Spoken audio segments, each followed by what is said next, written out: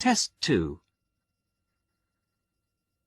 You'll hear a number of different recordings, and you will have to answer questions on what you hear. There will be time for you to read the instructions and questions, and you will have a chance to check your work. All the recordings will be played once only. The test is in 4 sections. Write all your answers in the listening question booklet. At the end of the test, you will be given 10 minutes to transfer your answers to an answer sheet. Now turn to Section 1.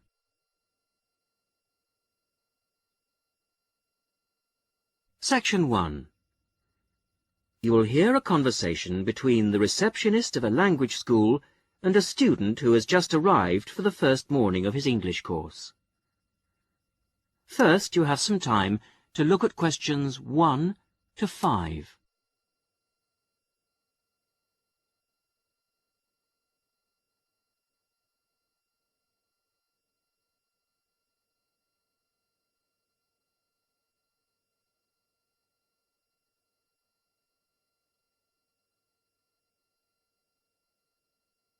You will see that there is an example which has been done for you. On this occasion only, the conversation relating to this will be played first. Sorry to keep you waiting. Well, firstly, let me give you this booklet. It tells you a bit more about the school, the courses and the social activities we offer. Now, on the first page, there's an outline of this morning's activities. There, you see. The programme starts at 10 o'clock. Try not to be late, as it's a very full day. The programme begins at 10 o'clock, so 10 o'clock has been written against the answer. Now we shall begin. You should answer the questions as you listen, because you will not hear the recording a second time.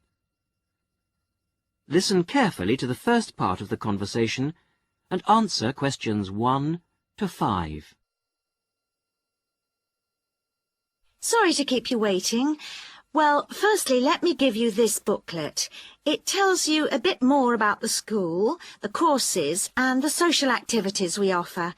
Now, on the first page, there's an outline of this morning's activities. There, you see. The programme starts at 10 o'clock. Try not to be late, as it's a very full day. At 10 o'clock, all the new students will gather in the main hall to meet the principal and the rest of the staff. In fact, you spend most of the morning in the main hall. Where's that? I'll show you in a minute. Just let me quickly run through this morning's events first, and then I'll explain how to get there. Yes, okay. Right, where were we? Yes, so the principal's talk will last about 15 minutes, and then the Director of Studies will talk to you for half an hour about the courses and the different requirements for each. After that, the Student Advisor will tell you about the various services and activities we offer to students. Any questions? So, all of this is in the main hall? That's right. And then you'll go next door to classroom 5 at 11 o'clock. What happens there? You'll have a test. Test? I don't like the sound of that. What sort of test? Oh, it's nothing to worry about. It's just a placement test to help us find your level of English so that we can put you in the right class. It won't last long. You now have some time to read questions 6 to 10.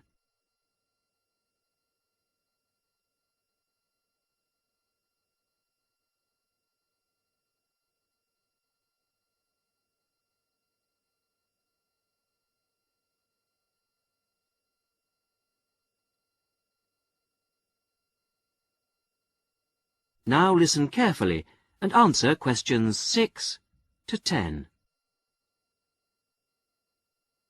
But how do I find the main hall?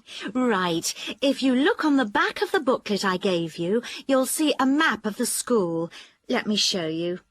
Look, you came in through the main entrance here, and now we're here at reception. Now, to get to the main hall, you walk on to the end of this corridor in front of you, and then you turn left. Walk along past the language laboratory and then past the library, which is next to the language lab on the same side, and facing you is the main hall at the end of the corridor. You can't miss it. So it's next to the library, in fact. Yes, that's right. I should be able to find that. And do you have a computer laboratory? Yes, we do. Could you tell me where that is? Certainly, yes. You go down to the end of this corridor again, but this time don't turn left, turn right, away from the main hall. The computer lab is immediately on your right, OK? Mm-hmm.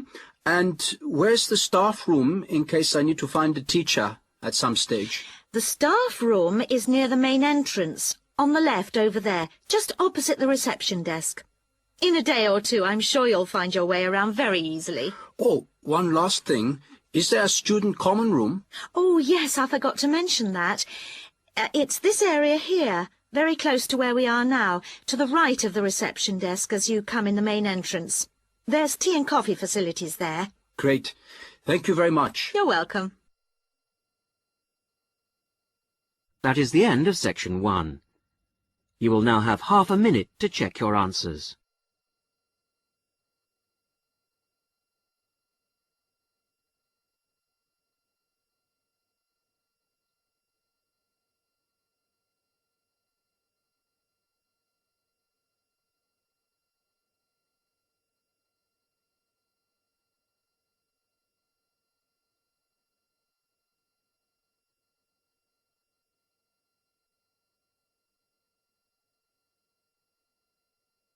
Now turn to section 2.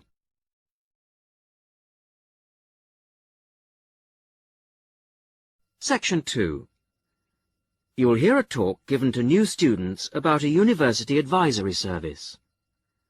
First, you have some time to look at questions 11 to 15.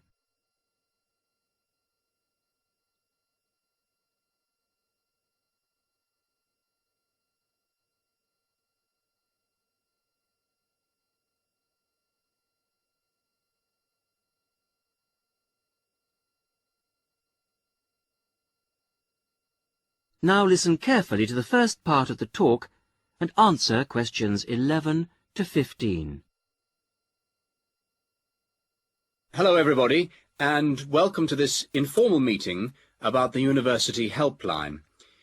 The Helpline was set up 10 years ago by the Students' Union, and it aims to provide new students to the university with a service that they can use if they need information about practical areas of student life that they're unfamiliar with. Let me give you some examples of the type of help we can offer. We can provide information on financial matters. For example, you may feel that your grant is insufficient to see you through college life, or you may have some queries regarding the fees you're paying if you're an overseas student. In both cases, the helpline would be able to go through things with you and see what the outcome might be. Another area we can help with is what we generally term the domestic area, things such as childcare and the availability of nursery provision, for example, come under this. Then there's academic issues that may arise while you're in the early stages of your course that you may not know what to do about. You may wish to know more about essay deadlines, for example, or how to use the library. There are all kinds of questions you will find yourself asking and not knowing where to get quick answers from. The helpline would be able to provide these. The last example I've given here is simply termed social. And yes, there is a lot of social life here, but you may have a particular interest you wish to pursue, or you may wish to participate in outings or trips if you don't know many people at the moment. Before you hear the rest of the talk, you have some time to look at questions 16 to 20.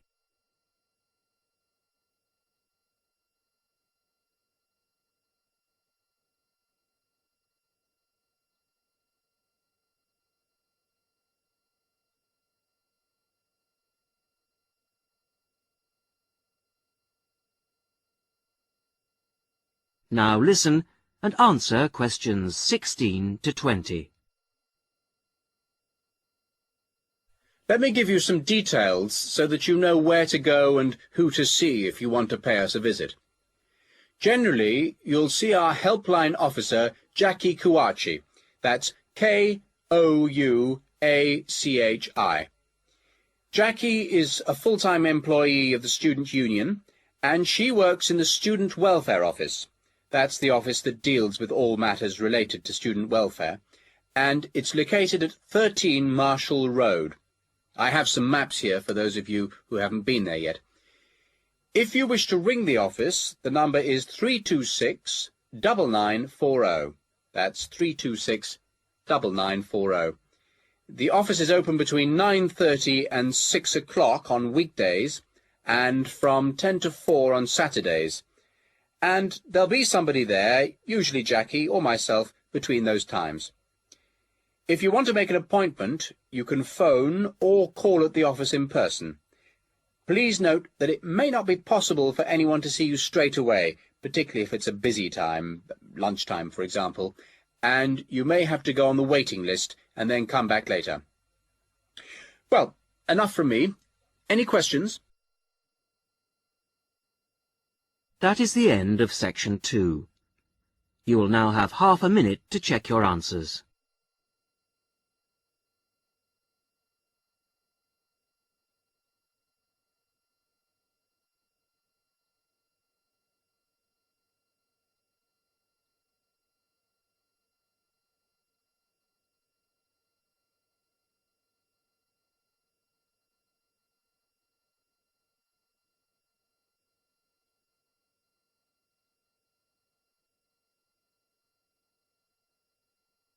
Now turn to section 3.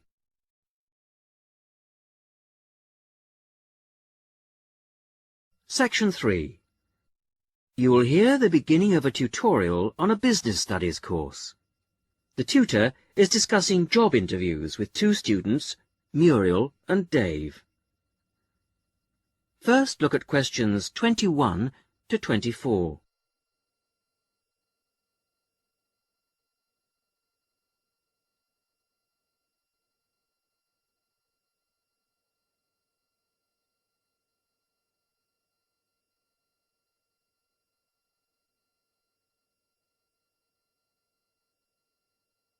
Now listen carefully and answer questions 21 to 24.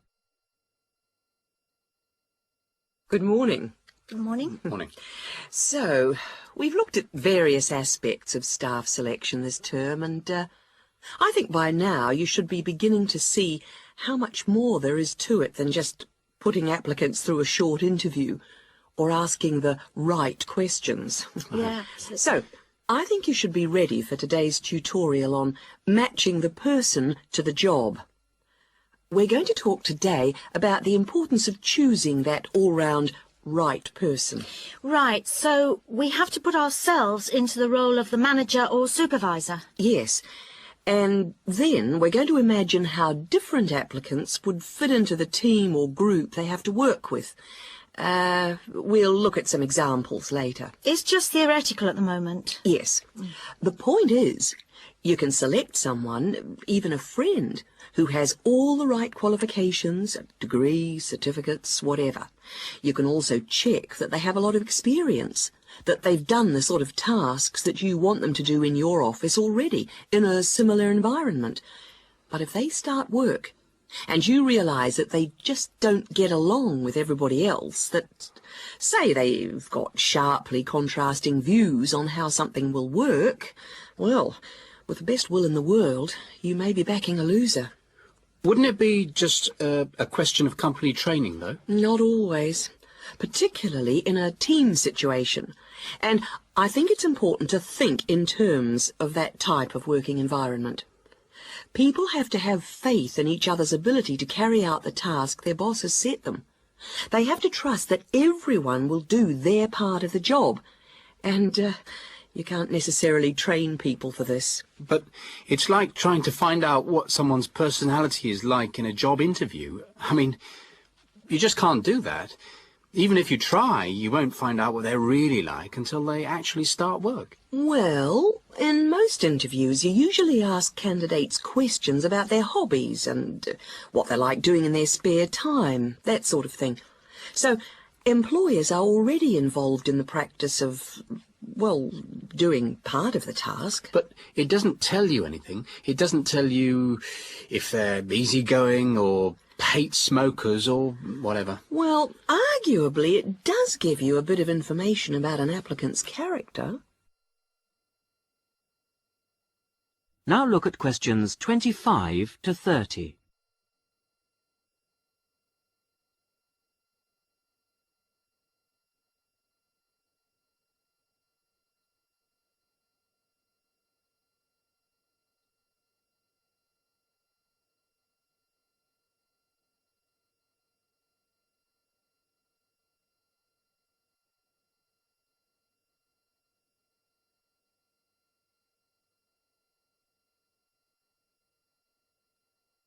Now, as the tutorial continues, listen and answer questions 25 to 30. Well, arguably, it does give you a bit of information about an applicant's character, but also, more and more employers around the world are making use of what are called personality questionnaires to help them select new staff. And What's it called? A personality questionnaire. They have to be filled out by the candidates sometime during the selection procedure, often just before an interview. The idea is actually quite old. Apparently they were used by the ancient Chinese for picking out clerks and civil servants, and then later they were used by the military to put people in appropriate areas of work.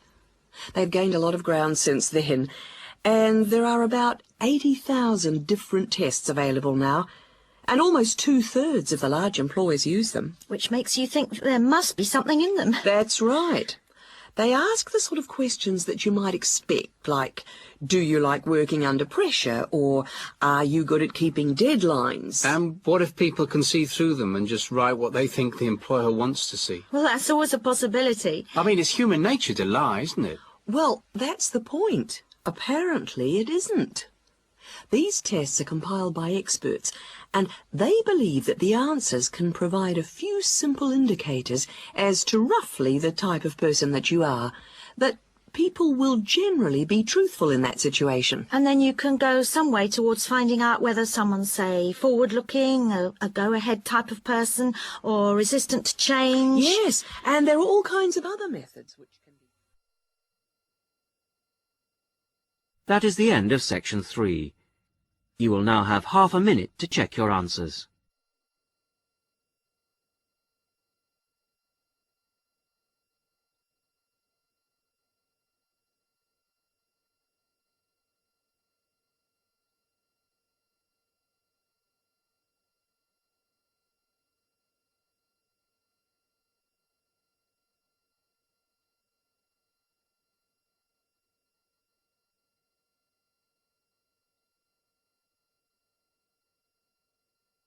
Now turn to section 4.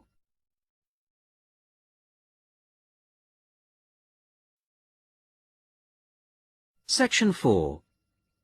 You are going to hear a talk given by a student to a tutor and a group of fellow students in a seminar. First, you have some time to read questions 31 to 34.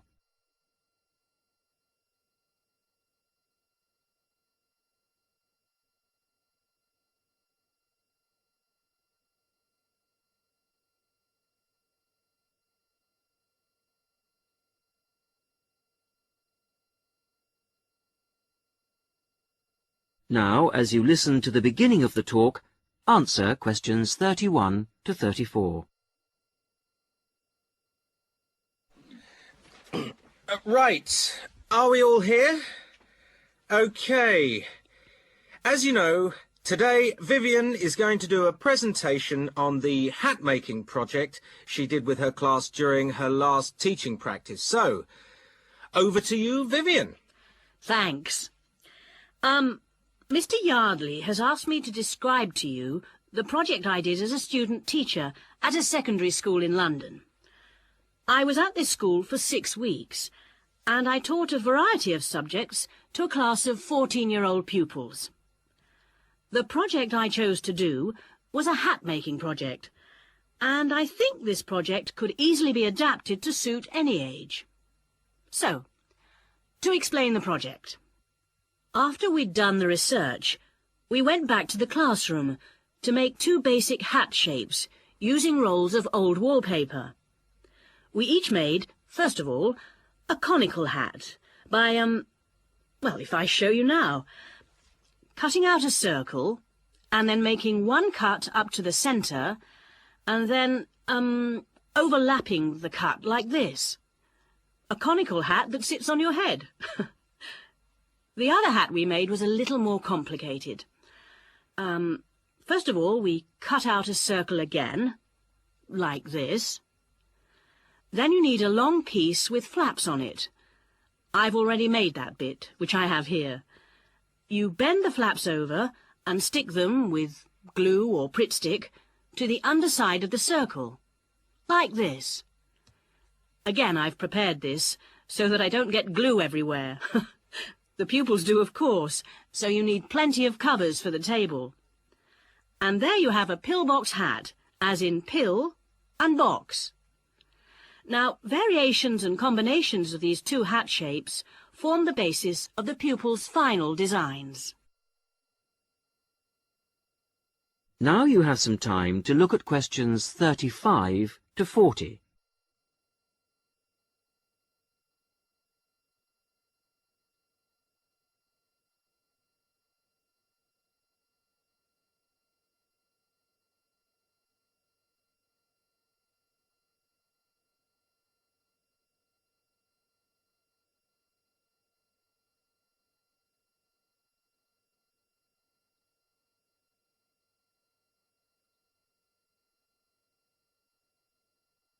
Now listen and answer questions 35 to 40.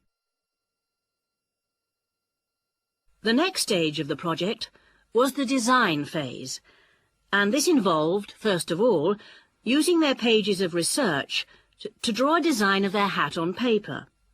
That's the easy part. They then had to translate their 2-dimensional design into a form to fit their head.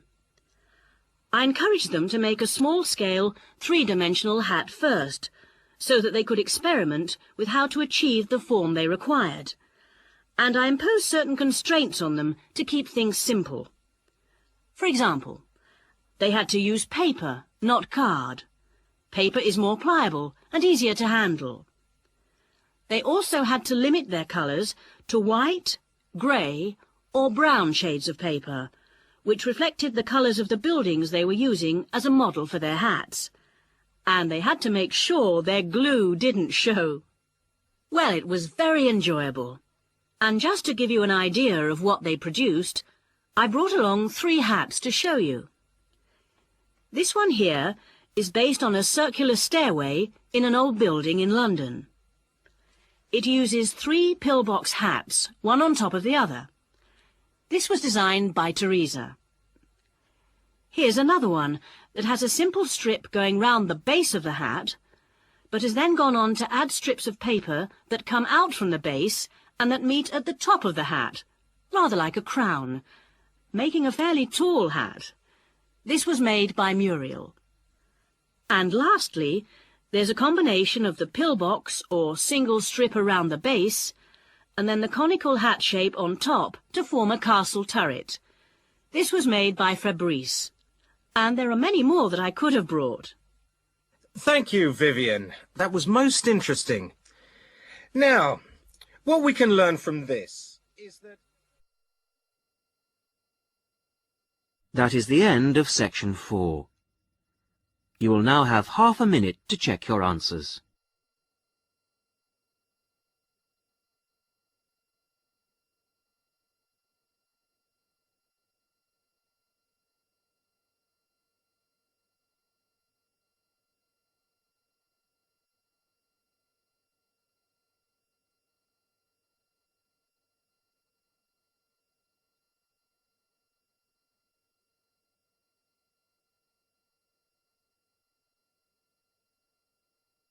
That is the end of the listening test.